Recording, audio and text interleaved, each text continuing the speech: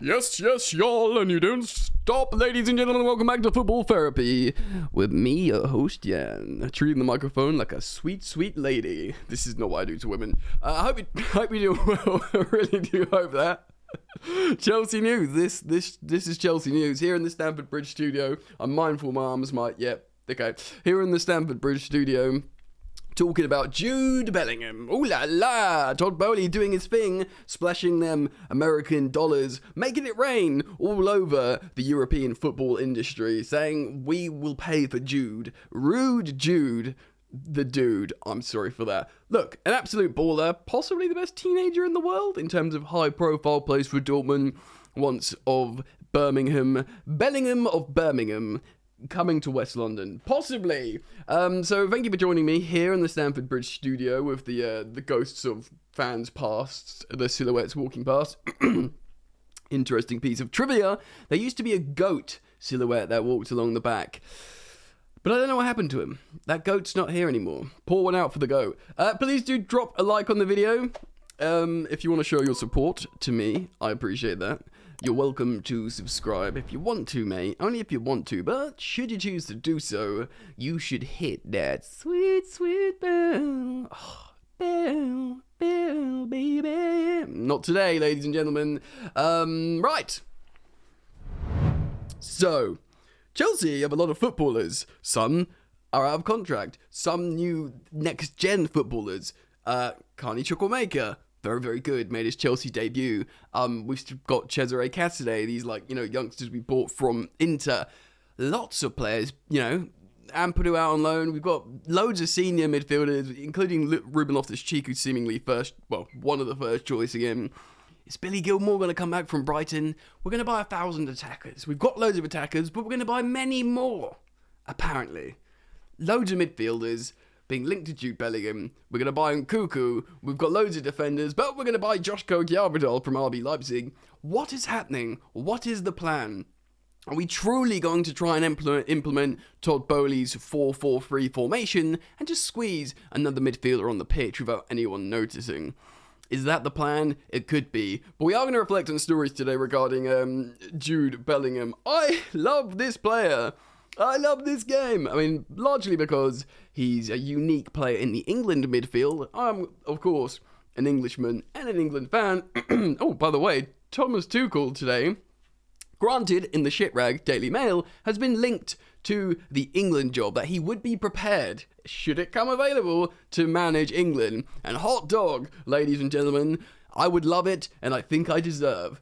Thomas Tuchel is the England manager. Granted, he's not known to be necessarily the most free-flowing attacking manager, but he's an excellent cup manager.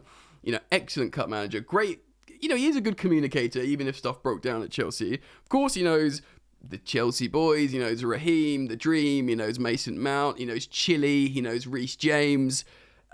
He might call up Ruben Loftus-Cheek. There's a lot of Chelsea players there that he knows how to manage. None of those guys have problems with him. And, I don't think any of the... If you said to the City and the Liverpool players and the United player, Maguire and Shaw, then maybe Rashford, or if you said to all these guys, right, Gareth Southgate's leaving, but Thomas Tuchel's coming in, recent Champions League winner, gets to every friggin' final he coaches. Wonderful stuff, but we're not talking about Tuchel today. It's Chelsea news, and we are going to reference an article by Luke Thrower on football.london to talk about the Jude Bellingham situation. Voila! Chelsea hold advantage over Liverpool and Manchester United in Jude Bellingham race with Todd Boehly trick. Now, the Todd Boehly trick, I haven't read this yet, but I'm going to assume it's opening his wallet. Let's see if that's true. Chelsea could hold a potentially key advantage in the race to sign Borussia Dortmund and England international midfielder Jude Bellingham, according to reports. It comes as the youngster is anticipated to be part of a heated transfer battle next summer, with plenty of clubs monitoring his player to come to their team. The 19-year-old continues to impress at Dortmund, having recently captained them both to the Bundesliga and Champions League. He's captained them the Bundesliga and the Champions League. He's a ruddy teenager. He's 19 years old. This is like Matthijs de Ligt's Ajax stuff. His performances for the Three Lions, as of late, have also gained plenty of attention, driving the team forward at times. Quote, He thinks like a man. He plays like a man. And shows the personality and character. And this is coming from Declan Rice, who of course is a previous Chelsea target. Maybe still a Chelsea target. Again, hundreds of millions of pounds on players. When we've got loads of players, what's happening? So he said that about Bellingham. He goes on to say, he's the future of English football for the next 15 years if he wants to be. He's a top lad as well. He really pushes you on the pitch. We push each other on, and it's a privilege to play next to him. I'm still only 23. Yeah, but you're old compared to him, Deckers. Genuinely, though, pause. When you hear Jude Bellingham talk, he is like, he's a young guy. Like, you can tell that he loves a bit like a joke, a banter, a bit of a wink, you know, taking the mickey out of people and all this. But the way he carries himself is exemplary. And this is a guy who was, you know, playing first team football when he was like 16. And then, you know, Dortmund bought him when he was 16. He went abroad. He did the thing like Sancho, but he was, you know, he's younger. He's done really well. He's in the England team, and he's just, yeah, like, this guy could be 28. Do you know what I mean? But he's 19, so that bodes well. He's a very, very, very exciting player. He's like a box-to-box player, but he can defend, he can attack, he can progress, he can do it all, ladies and gentlemen. It's high praise for the youngster. However, with the exception comes challenges as the likes of Liverpool and Manchester United continue to be linked to a switch. Also, Real Madrid apparently really want him. Like I said before, if they swap, if Real Madrid do the regen of Modric, Kroos and Casemiro to Camavinga, Tchouaméni and Bellingham, screw those guys. Do you know what I mean? Because that's an excellent transition.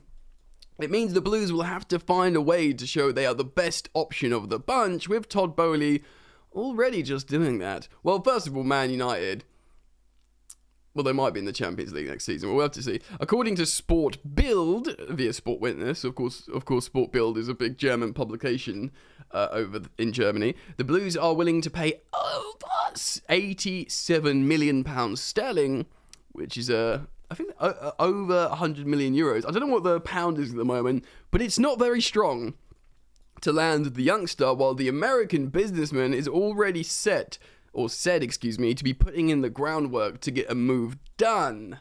That work has included plenty of contact with Dortmund, laying out the intentions to make a move. Hey Dortmund, it's me, Todd Boehly. Yeah. Why is he sounding like Canadian? Let me keep trying. By the way, this is not, you know, okay, I'm not going to do the accent. I've got loads of money. Chelsea's a good project. Well, let's cultivate a new loving relationship, Dortmund. Yeah, you and me, man. Yeah, we got loads of money. We're gonna have more money. Yeah, more money's gonna come. The plan is money, and you can have some of that sweet, sweet money. Should have done that at the beginning. It's a transfer trick that part owner did plenty during the summer, using his interpersonal relationship tools. That's one for the Tinder bio. I have good interpersonal relationship tools to talk to potential signings as well as other club owners and agents. He has been, you know, throwing his weight around, isn't he, Boehly, making new relationships. He did that very early doors with the meeting with Jorge Mendes in Portugal and the meeting with all executives, or the dinner he set up, and he's been all over the gaff, you know, trying to make relationships, I guess. There was plenty of praise for it too, becoming famous for hosting dinners that would include business talk. Bang. There it is. It remains to be seen if this is truly give them a long-term advantage in the transfer race, but the trick has certainly worked in the past. Yeah, you got Christian Falk, the guy who works for Bild, doing his true Chelsea are, you know, trying to sign Jude Bellingham or in the race or feel like they have an advantage. Now, the true question is, does financial fair play work, and can we continue to keep spending silly money? We've broke our transfer record this summer. It looks like we're going to do business in January. It looks like we've done our pre-agreement for Christopher and Nkunku. It looks like we're taking L's on outgoing players in terms of financial benefits, like the Lukaku deal. It was horrible for us, that loan, financially. We sold Werner back for nothing really. He came to us, granted didn't explode, but won the Champions League, you know, Club World Cup and Super Cup, and went back to Leipzig for not much money at all. And I guess in return, they let us buy Nkunku and Josko Gvardiol, and we're trying to, maintain this good relationship with the RB structure as we try and poach all their technical directors and players, etc.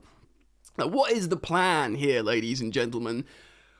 Midfielders like Cesare Casado, he's obviously with the development team, but Chukwuemeka, he's obviously playing with the first team. We've got Kovacic, Jorginho, Loftus-Cheek, Kante. Now, I do think there's a good chance we don't renew Kante. Jorginho's agent has come out recently saying it's still a priority to renew with Chelsea. And the fact of Jorginho's injury record is the polar opposite of N'Golo Kante.